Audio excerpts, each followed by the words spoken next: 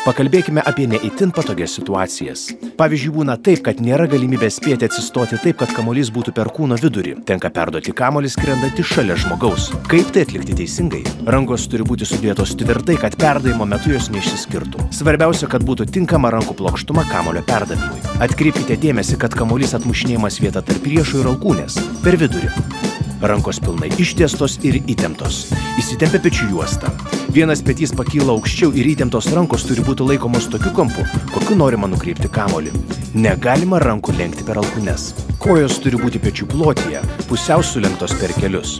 Kamuolys perduodamas tik kojų pagalba. Galima sakyti, kad darote pritūpimą į priekį. Čia taip pat kaip ir kamuolio perdavimai iš apačios į viršų ar į priekį. Jei norite, kad kamuolys atšoktų aukščiau, reikės staigiau atsistoti. Jei norite, kad kamuolys atšoktų žemiau, atsistokite lėčiau. Nepamirškite, kad po atlikto perdavimo turėtumėte natūraliai atlikti žingsnelį pirmyn. Jei tai neįvyko, reiškia, kad perdavimą atlikote ne kojų pagalba, o mojant rankomis. Pabandykite dar kartą.